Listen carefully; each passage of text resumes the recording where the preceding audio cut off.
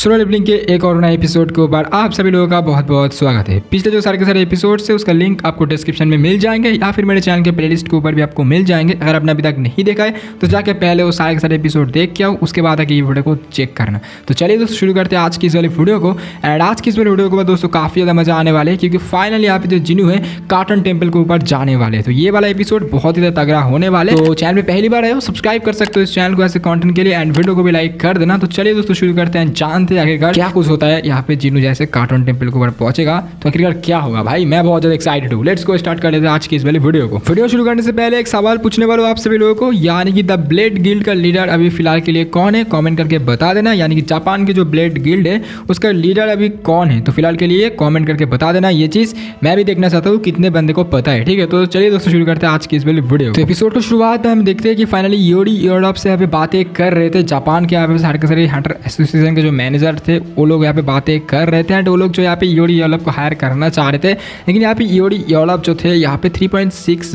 Billion भाई इतना ज़्यादा पैसा मांग कर रहे थे। एंड जिसे सुन करके भाई यहाँ पे जापान की हालत टाइट हो चुकी थी क्योंकि उन लोगों के पास ज़्यादा फंड था भी नहीं।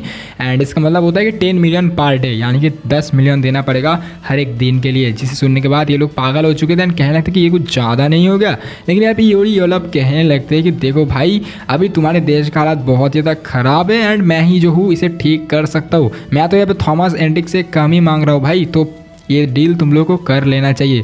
उसके बाद हम देखते हैं कि यहाँ पे जो यूरोप थे वो अपना पावर को इस्तेमाल करते हुए एक बैरियर के अंदर इन लोगों को बंद कर दिया था। एकदम स्टाक हो चुके थे ये लोग एंड ये लोग मूव भी नहीं कर पा रहे थे। तो इसीलिए यूरोप कहने लगते कि देखो भाई मेरा पास कितना ज़्यादा पावर है, तुम मूव भी नहीं कर पाओगे। तो ये डील अगर तुम लोग कर लेते तो यहाँ पे डंजन के यहाँ पे रोकने के साथ साथ मैं तुम लोगों के जो बंदे उसको भी यहाँ पे बचा लूँगा। फिर उसके बाद ये लोग मान लेते क्योंकि जापान के पास और कोई ऑप्शन था भी नहीं।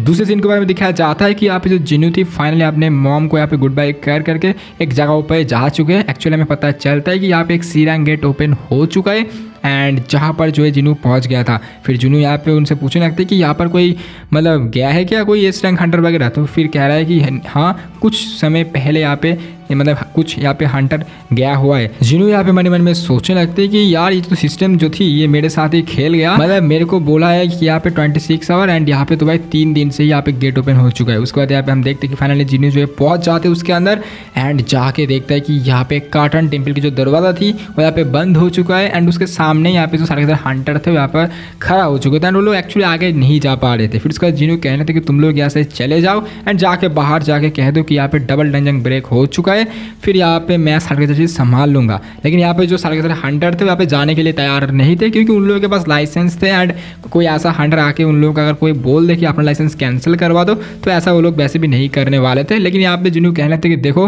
मेरे पास तो कार्टन टेबल का चाबी है, मैं इसके अंदर जा रहा हूँ, अगर तुम लोग आना चाहते हो तो आ जाओ, लेकिन आगे क्या होगा उसके बारे में जिम्मेदार मैं नहीं हूँ। फिर उसके बाद यहाँ पे जिनू कार्टन टेबल का चाबी यूज़ करके उस कार्टन टेबल को यहाँ पे मतलब ओपन कर देता है। दरवाज़ा यहाँ पे ओपन होता है, एक हंटर यहाँ पे आगे जाता है एंड एक यहाँ पे जो स्टैचू थी वो यहाँ पे आके उसको ख़त्म करने ही वाला था क्योंकि वो जो है यहाँ पे बिना चाबी के कार्टन टेम्पल के अंदर घुस चुका था। लेकिन यहाँ पे जिनू जो है उसे बचा लेता है एंड कहने थे कि देखो ये तो सिर्फ पहला पड़ाव है, आगे चल करके बहुत कुछ हो सकते हैं, तो अगर तुम लोग जाना चाहते हो तो जा सकते हो, नहीं तो तुम लोग यहाँ से चले जा सकते हो। लेकिन उसके बाद हम देखते हैं कि सारे लोग वहाँ से जा चुके थे एंड जिनू जो है फाइनली अब कार्टन टेम्पल के ऊपर पहुँच गए थे।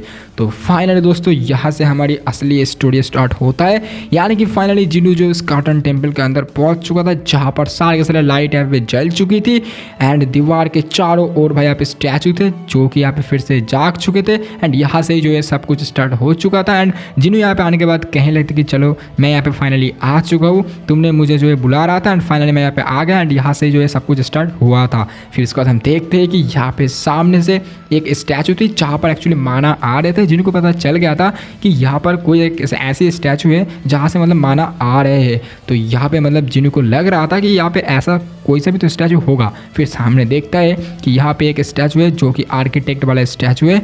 भाई ये स्टैचू काफ़ी ज़्यादा खतरनाक है। इसके हाथ में यहाँ पे कुछ रूल वगैरह लिखा हुआ था एक पत्थर के ऊपर जो कि टूट गया था। भाई जिनू सोचने लगते भाई आखिरकार ये है कौन। फिर उसके बाद जो जिनू थे वो यहाँ पे पूछने लगते कि तुम आखिरकार हो कौन। यहाँ पे जो आर्किटेक्ट थी कहने लगते कि ये जो सवाल है ये गलत है, ये तुम्हें खुद से पूछना चाहिए कि तुम कौन हो। तुम्हारे जो सारे सवाल है उसका जवाब मैं आज देने वाला हूँ। एंड तुम्हें ये भी पूछना चाहिए था कि मैं आखिरकार कौन हूँ। उसके बाद हम देखते हैं कि यहाँ पे डर का माहौल हो रहा था भाई, एकदम ऐसा लग रहा था कि आज तक कुछ ना कुछ होने वाले हैं। यहाँ पे जो आर्किटेक्ट थे कहने लगते कि तुम्हें जो है एक लास्ट एग्ज़ाम देना पड़ेगा, उसके बाद जो है तुम्हारी जितना भी सवाल का जवाब है मैं वो यहाँ पे दे दूँगा। फिर यहाँ पे हम देखते हैं कि यहाँ पे सारे के सारे जो स्टैचू थी फाइनली यहाँ पे जिनू की तरफ आने लगता है एंड जिनू को ख़त्म करने के लिए आ रहा होता है।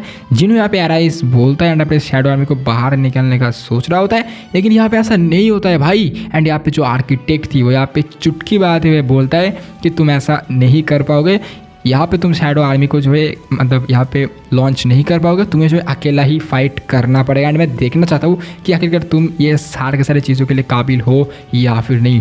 जिनू यहाँ पे पूरा शॉक्ड था, मतलब जिनू जिसके लिए इतना ज़्यादा तैयारी कर रहा था, जिनू जिसके लिए इतना ज़्यादा प्रैक्टिस कर रहा था, इतना ज़्यादा पावरफुल बन रहा था, वो शैडो आर्मी ही जो है अब जिनू के काम नहीं आने वाले। लेकिन जिनू मन में सोचने लगता कि मैं जो अपने पावर को यूज़ कर सकता हूँ एंड इन सारे के सारे लोगों को ख़त्म कर सकता हूँ। उसके बाद हम देखते कि जिनू फाइनली यहाँ पे अपना पावर का इस्तेमाल करते हुए सारे के सारे स्टैचू को भाई मार ही नहीं रहा था, एकदम खतरनाक तरीके से उन लोगों को फोड़ रहा था, जिसे देख कर आर्किटेक्ट सोचने लगते मन में कि हाँ भाई ये तो जिस मतलब इसके बारे में मैं जो सोच रहा था वैसा तो ये बंदा है वैसे। उसके बाद हम देखते हैं कि जिनू यहाँ पे सारे के सारे स्टैचू को एकदम खतरनाक तरीके से मार रहा होता है एंड जिनू को कोई फ़र्क नहीं पड़ता है कि उनका शैडो आर्मी बाहर आए या फिर ना आए। जिनू का जो पावर है वही मेरे हिसाब से काफ़ी है एंड जिनू जो ये सारे के सारे चीज़ अच्छे से हैंडल कर रहा था। कुछ देर के बाद हम देखते हैं कि यहाँ पे सारे के सारे स्टैचू ख़त्म होने के बाद फाइनली यहाँ पे सामने वो जो बड़ा वाला स्टैचू थी भाई, जिसका स्माइल आप सभी लोगों को तो पता ही है भाई,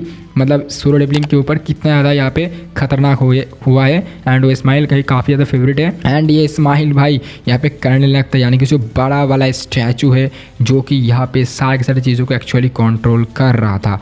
जिनको ऐसा लगने लग रहा था कि अगर मैं इस स्टैचू को ख़त्म कर दूंगा तो फिर मैं यहाँ पे शायद से एग्जाम पास कर लूँगा। लेकिन यहाँ पे जो स्टैचू थी फाइनली यहाँ पे जिनू के ऊपर अटैक करने के आ रहा होता है, लेकिन जिनू जो है इसके ऊपर अटैक कर देता है। लेकिन यहाँ पे इनको कोई फ़र्क नहीं पड़ रहा था क्योंकि ये वाली जो स्टैचू थी ये बहुत ही ज़्यादा बड़ा थी एंड ये स्टैचू सच में बहुत ज़्यादा खतरनाक थी। जिनू जो है इसको ख़त्म करने के लिए जा रहा होता है, लेकिन यहाँ पर फिर हमारा जो सीन है कट जाता है। दूसरे सीन के बाद हमें दिखाया जाता है कि योरी ओलफ जो है यहाँ पे उस गेट के सामने आ चुके थे एंड उनके सामने बहुत सारे रिपोर्टर आ चुके जो कि उनसे सवाल करने लग रहे थे कि आखिर तुम अकेला ये काम कर पाओगे या फिर नहीं एंड तुम ये गेट को आखिर कैसे रोकोगे। लेकिन योरी ओलफ कहने लगते कि देखो मैं ये सारे के सारे काम अपने तरीके से करने वाला हूँ, मैं जो हूँ इस गेट के सामने एक माना मतलब भर दूंगा माना से, ताकि उसके अंदर जो बीस्ट मैजिक है, जो भी यहाँ पे बीस्ट वगैरह है वो बाहर ना आ पाए। इस तरीके से जो बातें करने लगते हैं लोग, कहने लगते हैं कि मैं जो ये सारी सारी चीज़ अकेला ही कर सकता हूँ।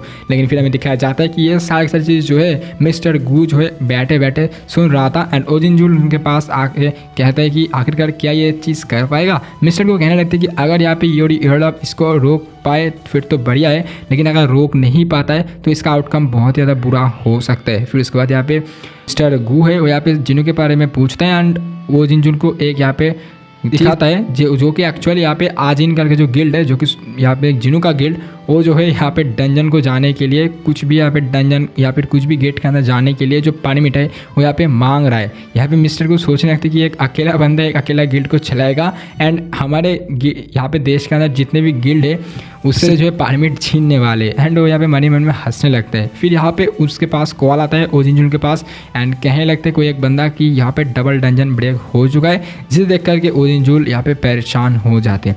दूसरे सीन के बारे में दिखाया जाता है कि फाइनली यहाँ पे उस बड़े बड़े जो यहाँ पे जो मॉन्स्टर थे, जो कि यहाँ पे मतलब जो बड़ा वाला यहाँ पे स्टैचू थे उसके साथ फाइट कर रहा था संग जिनू एंड यहाँ पे जिनू जो अपना पावर का इस्तेमाल कर रहा था, लेकिन उसका कुछ यहाँ पे फ़र्क नहीं पड़ रहा था उस बड़े जो स्टैचू था। लेकिन वो यहाँ पे जिनू अपना पावर को इस्तेमाल करते हुए उस स्टैचू के मुंह पे यहाँ पे 1000 काट मार देता है, समझ सकते हो यहाँ पे 1000।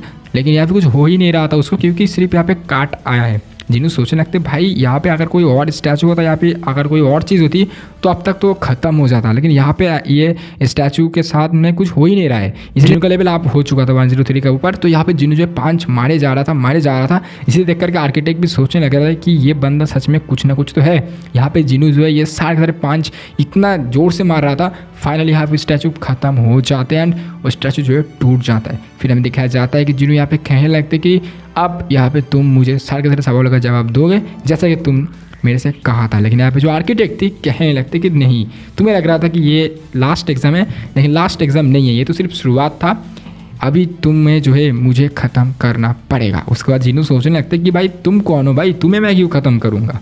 यहाँ पे आर्किटेक्ट कहने लगते कि मैं जो हूँ यहाँ पे इस पूरे सिस्टम का क्रिएटर हूँ एंड तुम्हें जो है अब मुझे ख़त्म करना पड़ेगा। उसके बाद ही जो है तुम्हें सारे सारे चीज़ मिल जाएंगे। उसके बाद जीनू को एक नोटिफिकेशन आता है एंड जीनू को क्या नोटिफिकेशन आता है आप सभी लोगों को पता है, यानी कि जीनू को जो है 10 मिनट के ऊपर जीनू का जो हार्ट है वो ब्लॉक हो जाएगा। यानी कि 10 मिनट के अंदर ही अंदर जीनू को जो है इस आर्किटेक्ट को जो है ख़त्म करना पड़ेगा, नहीं तो यहाँ पे जीनू ख़त्म हो जाएगा। जीनू यहाँ पे उनसे पूछने लगता है कि तुम आखिरकार हो कौन। फिर से यहाँ पे जो आर्किटेक्ट थे कहने लगते कि ये तो बहुत बड़ी सिली क्वेश्चन है, मैंने तुम्हें पहले ही बोला है कि मैं जो हूँ इस मतलब सिस्टम का क्रिएटर हूँ। एंड फाइनली जीनू जो है यहाँ पे शॉक्ड हो जाते हैं। तो क्या गाइस आगे यहाँ पे जीनू के साथ आर्किटेक्ट का फाइट होगा एंड किस तरीके से यहाँ पे सारे के सारे चीज़ होने वाले हैं वो तो हम सभी लोग यहाँ पे अगले एपिसोड के ऊपर देखेंगे। यहाँ पर जो है फाइनली हमारे एपिसोड खत्म हो जाते हैं। तो गाइस आप सभी लोगों को ये एपिसोड कैसा लगा प्यारा सा कमेंट करके बता देना। एक्सप्लेनेशन अगर आप सभी लोगों को अच्छी लगती है तो वीडियो को लाइक करके चैनल को सब्सक्राइब कर देना। चलिए दोस्तों आज की इस वीडियो को बस इतना ही था, मिलते हैं किसी नेक्स्ट वीडियो के बाद किसी नेक्स्ट एपिसोड के साथ। तब तक के लिए आप अपना ध्यान रखें, love you all, take care and bye bye.